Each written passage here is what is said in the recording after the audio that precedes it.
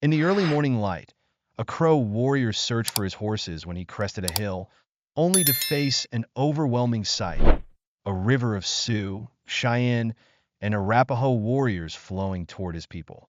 Realizing the imminent threat, he sprinted back to the Crow camp, alerting everyone.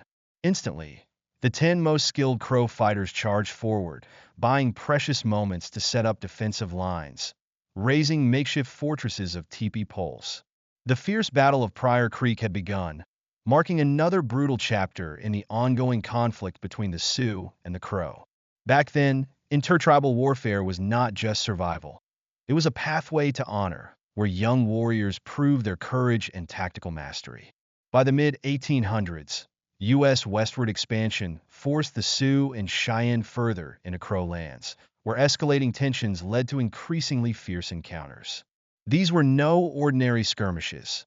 They became full-blown clashes as territories and identities were at stake. Before we go deeper, consider subscribing to the channel if you're intrigued by these stories. 95% of my viewers haven't subscribed yet, and your support would mean a lot. In 1910, an elderly Sioux man arrived with his wife at the Crow Reservation. As a survivor of the Battle of Pryor Creek, he recounted the events with vivid detail, offering a rare first-hand perspective. Meanwhile, a Crow man named Child in the Mouth also shared his memories, each retelling breathing life into the tales of triumph and loss. In the summer of 1859, tragedy struck when a young Dakota Sioux warrior, celebrated for his battle prowess, was killed by a Crow war party. His mother, heartbroken and determined, vowed to mourn until justice was served. Night after night, she led her son's horse through camp, challenging any warrior to avenge her son by taking the horse into battle. Her plea hung heavy in the air for a year, unanswered, until one day, a man named Brave Wolf, in love with a girl, sought marriage but was shunned by his family. Crushed, Brave Wolf chose a path of honor over despair, joining a warrior society sworn to die in battle. When the mourning mother approached once more, Brave Wolf seized the horse's reins, stirring the camp. At last, a man had risen to take on her son's legacy, and that day, Brave Wolf became a symbol of courage, igniting a spirit that would echo for generations. As the Dakota, Cheyenne, and Arapaho gathered in council, anticipation filled the air. A revered Dakota chief rose, his voice measured and commanding, as he spoke of a pivotal choice. "This path is not mine alone to choose," he declared. "Today we, the Dakota, stand on the edge of a great and profound journey. If the Great Spirit wills it, we shall take an entire year to prepare against the Raven people, the Crow, who, though few in number, are sharp and fierce in battle." His words resonated, echoing the collective resolve of the council to unify their bands and confront their traditional adversaries. With winter's arrival, emissaries were dispatched to every Dakota, Cheyenne, and Arapaho band, rallying warriors to a shared cause. When spring broke, a historic gathering came to life at Big Goose Creek and Little Goose Creek. Warriors, families, and elders pitched their teepees, filling the plains with the hum of a unified nation. This was no ordinary gathering. It marked the first time in Sioux history that every band had come together with a singular purpose: to wage war against the Crow. As scouts reported that the Crow had positioned themselves near Pass Creek, only half a day's journey north the war. Chiefs convened swiftly to plan their next move. Among them was Night Horse, a highly regarded Arapaho chief, recognized by all for his courage and his strong moral compass. "Among the Dakota and Cheyenne, I am known as Night Horse, Arapaho chief," he began, his tone resolute. "But I am also Crow by blood, and I cannot lift a weapon against my kin. This battle is not in line with our way. To destroy an entire tribe is not just." Though he opposed the impending conflict, Night Horse extended his warriors the freedom to make their own choices, leaving his people to decide their course. He then departed, making his way south toward the Bighorn Mountains. As a final act of loyalty to his heritage, he dispatched his 2 sons, who were part Crow, to warn their kin of the danger that approached. With the message delivered, Night Horse knew he had done what was right by his lineage, his people, and his own sense of honor. And so, he rode into the distance, leaving a legacy that would be spoken of for generations. His choice a testament to both strength and compassion in a time of imminent war. Meanwhile, the Crow, upon learning of the vast army approaching, swiftly dismantled their camp. Peepees were struck, horses loaded, and they moved hastily toward the Bighorn River, determined to regroup with other Crow bands. As they began their retreat, the Sioux, Cheyenne, and Arapaho forces set out with fierce resolve. Warriors let out spirited cries, women sang farewells, and the elderly chanted praise songs as they marched. Many noncombatants joined, eager to witness the anticipated defeat of their historic foes. Scouts soon reported that the Crow were stationed near the Bighorn River, awaiting the inevitable clash that would etch their names into the annals of history. The head chiefs strategized to strike at dawn, confident they'd catch the Crow camp, which consisted of around 400 lodges, by surprise. Yet, when daylight broke, the camp was deserted. Estimating the Crow fighting force at around 1,200 warriors, based on 3 men per lodge, the chief believed their overwhelming numbers, 8,000 to 10,000 Sioux, Cheyenne, and Arapaho, would leave no chance of survival for the Crow. As he declared to his men, "By sunset, the Crow will be no more.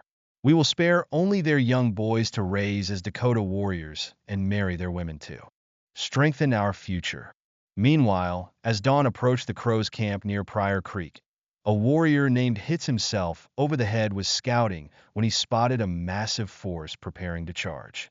Rushing back to warn his people, the Crow acted swiftly, sending their 10 best warriors to hold off the attack. Charging directly into the enemy, these brave 10 unleashed a barrage, downing several Sioux before retreating under heavy pursuit. Soon, the entire valley echoed with war cries, gunfire, and the thunder of galloping horses. The Crow forces quickly organized, establishing a first line of defense on open ground where they could face the advancing Sioux, Cheyenne, and Arapaho forces head-on. With determination and strategy, the Crow leaders positioned skilled warriors armed with bows and guns on nearby ridges, setting up layers of defense. As the Sioux and their allies made their way across the creek in a powerful, organized charge, the Crow chiefs commanded a meticulously planned counterattack, catching their opponents off guard. Arrows and gunfire rained down upon the attackers, forcing the Sioux and their allies to fall back, reeling from unexpected casualties. Despite suffering losses, the Sioux regrouped, their leaders rallying the warriors for repeated charges. Yet, each time they charged, they met a fierce defense and were once again driven back, suffering greater casualties with every attempt. Observing the moment, a Crow warrior, renowned for his cunning, ventured forward and used sign language to convey a deceptive message to the Sioux forces. Reinforcements were on their way to assist the Crow. The gesture was nothing more than a bold bluff, yet fate seemed to be on his side that day. Not long after, as the battle raged on, an unexpected dust cloud appeared on the horizon. A herd of elk, agitated by the distant noise and the scent of battle, had begun to stampede, kicking up a great cloud of dust that rose above the valley. Sioux scouts, seeing the dust cloud, mistook it for approaching reinforcements, adding urgency to their alarms. Believing additional forces were closing in, the Sioux prepared for the possibility of an even fiercer fight. Just as the Sioux adjusted their plans, another, even larger dust cloud materialized in the distance. This time, a massive herd of buffalo, spooked by the clamor of battle, charged wildly across the plains, sending a second wave of dust toward the battlefield. The Sioux chiefs, convinced that their foes now had reinforcements, commanded an all-out assault, hoping to break through the Crow lines before any imagined backup could arrive. But the Crow warriors stood their ground with fierce resolve, deflecting the assault with an unwavering defense and dealing crushing blows to their attackers. Amid this intense standoff, a single Crow warrior stood out, armed only with a 2-pronged spear crafted from elk antler. He boldly charged alone into the thick of the Sioux forces, his relentless courage inspiring his people and sowing confusion among the attackers. Ignoring the gunfire aimed his way, he wove through the Sioux ranks, spearing enemies with precision before circling back, only to launch another daring attack. His fearlessness emboldened the Crow ranks, and soon, his bravery ignited a unified charge among his people.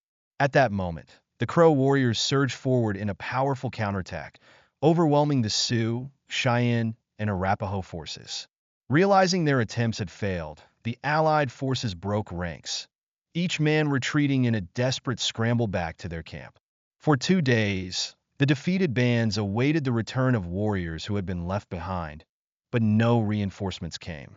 The once great alliance dispersed, each band returning to its territory, humbled and exhausted.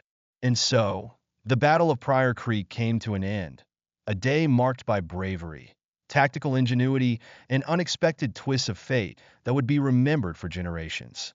Thank you for watching the video until the end. Don't forget to hit like, subscribe, and turn on notifications so you won't miss any new videos from us. What do you think about today's topic? Leave your thoughts in the comments below. And if you found the video helpful, feel free to share it with your friends and family. We hope you had a great time. See you in the next video with even more exciting content. Make sure to subscribe so you don't miss out.